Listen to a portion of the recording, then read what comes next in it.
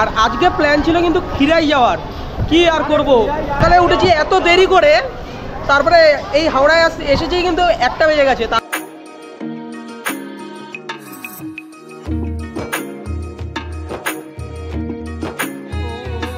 এই টাইমে এসে কিন্তু রাঁচি বন্দে ভারতের সাথে দেখা হয়ে গেল।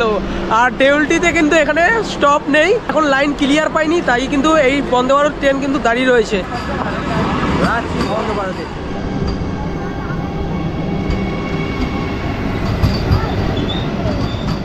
ক্যামেরা এইখানে অ্যালাউ করবে না কিনা আমি জানি না, তাও যতটা পারবো তোমাদের গিয়ে দেখানোর চেষ্টা করবো। শরৎচন্দ্র চট্টোপাধ্যায়ের বাড়ির পেছন দিকটা, আমরা উপরের দিকেও যাবো। দেখো চিড়িয়াঘরটা দেখো।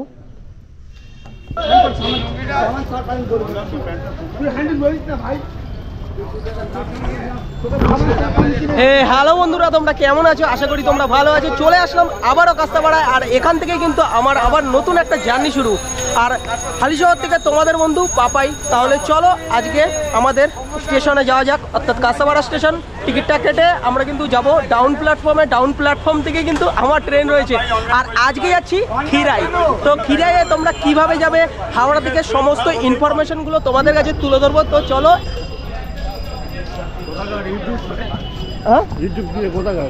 পার্সোনাল এই হচ্ছে কাঁসাপাড়া স্টেশনের প্ল্যাটফর্মটা। তাহলে চলো টিকিটটা কেটে নিই এখান দিয়েই। আর এখানে রয়েছে ভেন্ডিং মেশিন, আর এখান থেকে কিন্তু টিকিটটা কেটে নিলাম। আর এখান থেকে পাঁশকুড়া পর্যন্ত পড়লো 30 টাকা। তো চলো তোমাদের সাথে সরাসরি দেখা হচ্ছে হাওড়া স্টেশনে।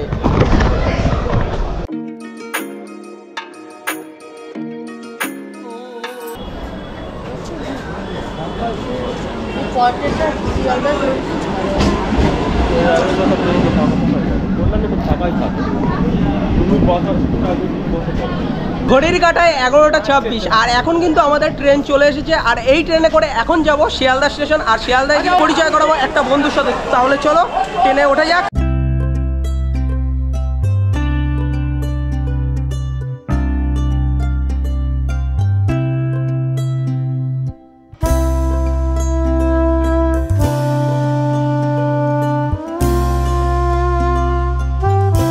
ঘড়ির কাঁটায় 2:30, আর এখন আমাদের ট্রেন এসে গেছে হাওড়া স্টেশনের 15 নম্বর প্ল্যাটফর্মে। আর আজকে প্ল্যান ছিল কিন্তু খিরাই যাওয়ার, কি আর করব, তাহলে উঠেছি এত দেরি করে, তারপরে এই হাওড়ায় এসেছি কিন্তু 1টা বেজে গেছে। তারপরে 2:10-এর ট্রেনটা কিন্তু ক্যান্সেল। আর এই ট্রেনে করে এখন যাচ্ছি দেউলটি, কারণ প্ল্যানটা চেঞ্জ হয়েছে। এখন শরৎচন্দ্র চট্টোপাধ্যায়ের বাড়ি কী কী দেখা রয়েছে সেগুলোই তোমাদের দেখাবো। তো চলো আমাদের কম্পার্টমেন্টে ওঠা যাক। ঘড়ির কাঁটায় 2:46, এই ট্রেন কিন্তু ছাড়ার টাইম ছিল 2:40-এ, 6 মিনিট কিন্তু লেট চলছে আমাদের পাঁশকুড়া লোকাল।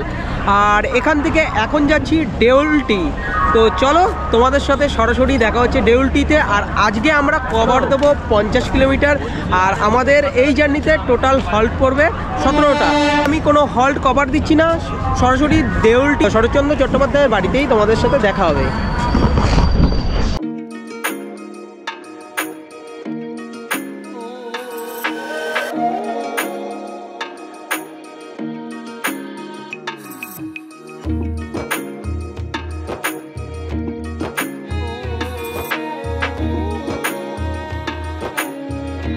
ঘড়ির কাঁটায় 4:35, এখন এসে পৌঁছালাম দেউলটি।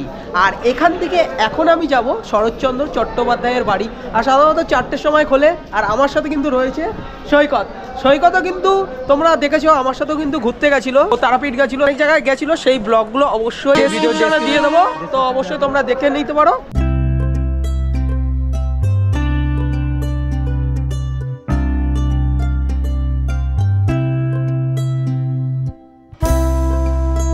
এটা দেখতে পাচ্ছ দেউলটি স্টেশন, আর এখানে কিন্তু রয়েছে শরৎচন্দ্র চট্টোপাধ্যায়ের কিন্তু এখানে মূর্তিটা রয়েছে। আর পাশে কিন্তু এনার বিষয়গুলো কিন্তু এখানে লেখা রয়েছে, অবশ্যই তোমরা কিন্তু পড়ে নিতে পারো। ফোন তুলুন গোপালবাবু, ফোন তুলুন।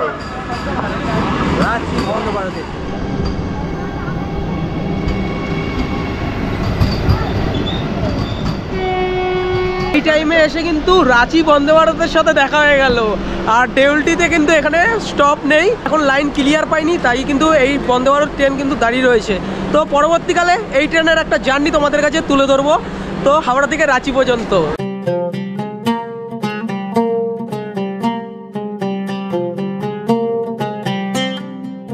দেউলটি স্টেশন থেকে বেরিয়ে 1 নম্বর প্ল্যাটফর্ম থেকে আমরা এই যে এই রাস্তাটা দেখতে পাচ্ছ, এই রাস্তাটা দিয়ে চলে আসলাম এই দেউলটি মোড়। আর এখান থেকে কিন্তু তোমরা টোটো পেয়ে যাবে। তো আমরা এখন টোটো করেই যাচ্ছি শরৎচন্দ্র চট্টোপাধ্যায়ের বাড়িতে।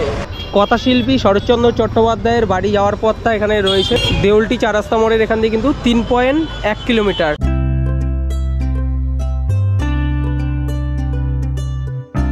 এই জাস্ট আসলাম আর এখানেই রয়েছে দেখতে পাচ্ছ শরৎচন্দ্র চট্টোপাধ্যায়ের, এই জায়গাটার নাম পানিত্রাস। আর এই যে দেখতে পাচ্ছ শরৎচন্দ্র চট্টোপাধ্যায়ের বাড়ির যাওয়ার রাস্তাটা কিন্তু এদিক দিয়ে যেতে হবে। আর আমাদের দেউলটি মোড় থেকে এই জায়গা আসতে ভাড়া পড়লো 15 টাকা। তো খিদেও পেয়েছে, একটু খেয়ে দিয়ে নিই তারপরে যাব। আপনাদেরকে এটাও বলে দিই যে আপনারা যদি টোটো করে একদম শরৎচন্দ্রের বাড়ি পর্যন্ত আসেন তাহলে মাথা পিছু পড়বে 20 টাকা। এটা কিন্তু দ্বিতীয় বাড়ি। আর আমাদের হুগলি জেলার মধ্যে কিন্তু ওনার প্রথম বাড়ি কিন্তু রয়েছে। সময় এখন 5টা 6। আর এই দেউলটি মোড় থেকে কিন্তু সরাসরি টোটোতে করে চলে আসলাম এই শরৎচন্দ্র চট্টোপাধ্যায়ের বাড়িতে।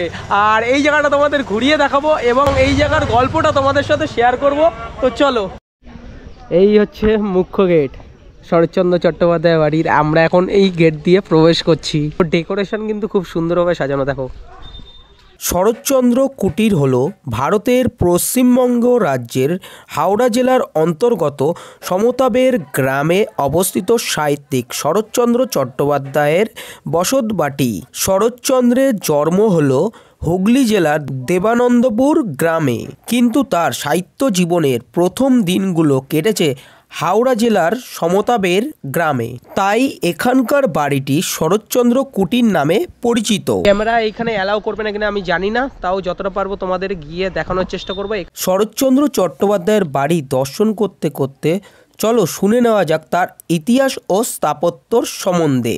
শরৎচন্দ্র চট্টোপাধ্যায় সমতা গ্রামের এই বাড়িটিতে থাকতেন। তিনি স্থানীয় জেলে ও ধোপাদের সঙ্গে মেলামেশা করতেন বলে সমাজ তাকে একঘরে করে দেয়। অর্থাৎ শরৎচন্দ্র চট্টোপাধ্যায়ের এই এলাকাটিকে গ্রাম থেকে আলাদা করে নিয়ে সমতা বের নাম করে দিয়েছিলেন।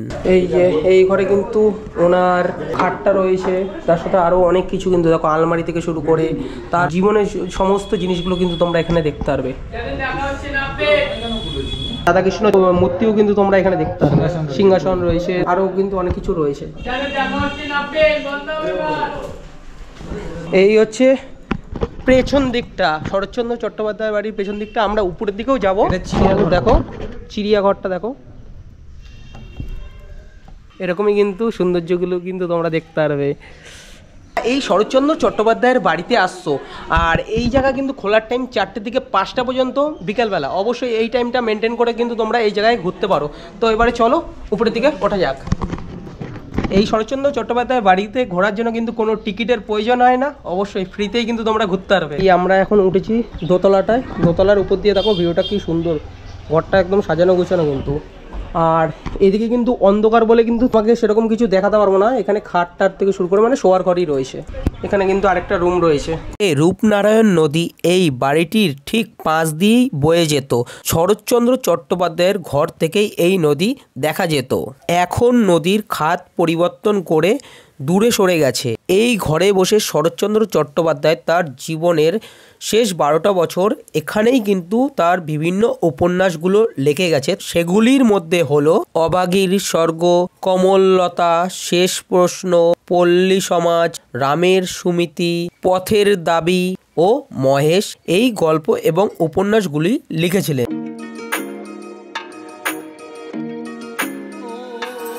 এবারে চলো তোমাদের আমি দেখাবো শরৎচন্দ্র চট্টোপাধ্যায়ের বাড়ির ওই পাশেই রয়েছে কিন্তু রূপনারায়ণ নদী। সেই রূপনারায়ণ নদীর ভিউটা তোমাদের গিয়ে দেখাচ্ছি। তো চলো যাওয়া যাক। তো এবার তোমাদের দেখাবো শরৎচন্দ্র চট্টোপাধ্যায়ের স্মৃতির সমাধি।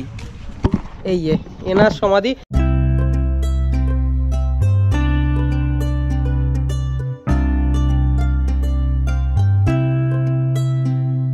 এবারে তোমাদের এই শরৎচন্দ্র চট্টোপাধ্যায়ের সম্বন্ধে একটু জেনে নেবো এবং এনার বাড়ির সম্বন্ধেও কিন্তু এই দাদার থেকে জেনে নেবো। দাদা আপনার নাম? আমার নাম টুবাইপতি। আমরা বংশ পরম্পরা ধরে বাড়ির দেখাশোনার দায়িত্বে রয়েছি। আচ্ছা আচ্ছা, তো একটু বলুন তো এই বাড়ির সম্বন্ধে। হ্যাঁ বলুন।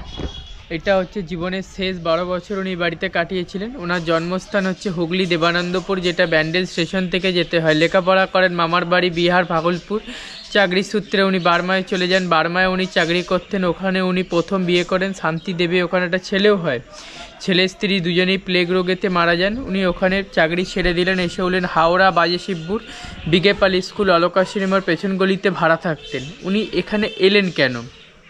এর পাশের গ্রাম হচ্ছে গোবিন্দপুর। ওনার বড়দি শ্বশুরবাড়ি ছিল অনিলা দেবী, যে ছদ্মনামে উনি লিখতেন। দিদির বাড়ি আস্তে আস্তে জায়গাটা কিনে ভালো লেগে বাড়ি তৈরি করেন। বার্ধক্য জীবনটা উনি এ বাড়িতে কাটিয়েছিলেন। আমার নাম টুবাইপতি। আমরা বংশ পরম্পরা ধরে এ বাড়ি দেখাশোনার দায়িত্বে রয়েছে। ওনার নাতি থাকেন কলকাতা কসবায়, নাতির নাম জয় চট্টোপাধ্যায়। উনি আমার বাবার উপরে এই বাড়ি টোটাল দায়িত্ব দিয়ে রেখেছেন। আমরা দেখাশোনার দায়িত্বে। আমার সাথে যোগাযোগ করতে হলে আমার যোগাযোগের নাম্বারটি হলো 8537998629। কাটা অংশ পেয়ারা গাছটা পড়ে রয়েছে, এটা রামের সুমতি গল্পের পেয়ারা গাছ। আর সামনের পুকুরে ছিল কার্তিক গণেশ দুটো মাছ, রুই আর কাতলা। উনি নাকিতে সোনা নোলক পরিয়ে রেখেছিলেন। উনি যখন দুপুরে খাবার দিতেন, কার্তিককে ডাকলে কার্তিক আসতো, গণেশকে ডাকলে গণেশ আসতো। আর এইটা হচ্ছে সিমেন্টের ঠেক, পেয়ারা গাছটা এর ওপরে ঠেক দিয়ে রাখা ছিল। আচ্ছা, আমার নাম্বার আমি ডেসক্রিপশন বক্সে দাদারা দিয়ে দেবেন, স্ক্রিনও দিয়ে দেবেন। যারা রূপনারায়ণ ধরে পিকনিক ও হোমস্টের জন্য যোগাযোগ করতে পারেন। এটা হচ্ছে এই পার্কিং এরিয়া। রূপনারায়ণ নদী কিন্তু একটু এগিয়ে, কিন্তু দেখো অনেক লোকই কিন্তু বসে রয়েছে একদম নদীটার ধারে। দেখো এখান দিয়ে কিন্তু দেখা যাচ্ছে। আর এইসব জায়গায় কিন্তু পার্কিং করা যায়। আর এখান থেকে কিন্তু তোমরা টোটো পেয়ে যাবে। তো টোটোতে করে আবার কিন্তু দেউলটি স্টেশনে চলে যেতে পারবে। তো এখন চলো তোমাদের সামনে নিয়ে যাই, রূপনারায়ণ নদীর সামনে। টুকটাক খাওয়ার জিনিসগুলো পাওয়া যাচ্ছে। অবশ্যই চাইলে তোমরা কিন্তু এখান দিয়ে নর্মাল খাওয়া দাওয়া কিন্তু খেতে পারো, কিন্তু তোমাদের যেতে হবে। দেখো একদম সোজা চলে গেলে কিন্তু রূপনারায়ণ নদীটা পড়বে।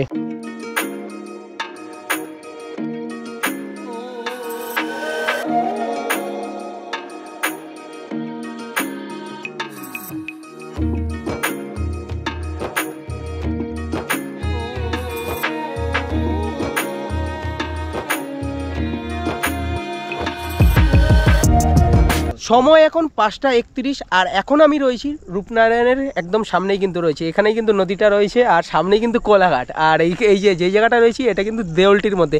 আর তোমরা যদি চাও এখানেও কিন্তু পিকনিক করতে পারো। শরৎচন্দ্র চট্টোপাধ্যায় যদি বাড়িতে আসো, তোমরা যদি গ্রুপ নিয়ে আসো, অবশ্যই কিন্তু এইসব জায়গাগুলোতে কিন্তু পিকনিক করা যায়। আর এখানেই আশেপাশে কিন্তু অনেক ফুলকপি থেকে শুরু করে আরও অনেক কিছু কিন্তু চাষ করছে। বেশ কিন্তু ভালোই লাগছে দেখে। এই জায়গায় কিন্তু আজ কোনো প্ল্যানই ছিল না, হট করে প্ল্যান এক্সচেঞ্জ হয়ে তো আমি এই জায়গায় আসলাম। আজকে ছিল খিরাইয়ের প্ল্যান, আমার জন্যই হলো। বাঙালিদের এই ঘুমানোর দোষ কিন্তু যাবে না, ঘুমিয়ে ঘুমিয়ে টাইম কেটে যাবে। এ কিন্তু আমাকে 5টার থেকে শুরু করেছে ফোন করা, কিন্তু আমি উঠিনি। এরকম মানে ল্যাথখোর হয়ে যাচ্ছি দিনে দিনে। আর কি করা যাবে। আর তোমাদের তো টোটালি আজকে দেউলটির শরৎচন্দ্র চট্টোপাধ্যায়ের বাড়ি থেকে শুরু করে এই রূপনারায়ণ নদীর ভিউটা তোমাদের দেখালাম। আমার এই ভিডিওটা তোমাদের কেমন লাগলো, আর যদি ভালো লেগে থাকে অবশ্যই একটা লাইক করো। কিছু যদি জানার থাকে অবশ্যই কমেন্ট করতে পারো। আর অবশ্যই আমার ভিডিওটা শেয়ার করো। তোমরা যদি চ্যানেলে নতুন হও অবশ্যই চ্যানেলটাকে সাবস্ক্রাইব করে পাশে থাকা বেল আইকনটাতে ক্লিক করতে ভুলবে না। অবশ্যই দেখা হচ্ছে পরবর্তী একটা ভিডিওতে। অবশ্যই সুস্থ থেকো, ভালো থেকো, বাই বাই।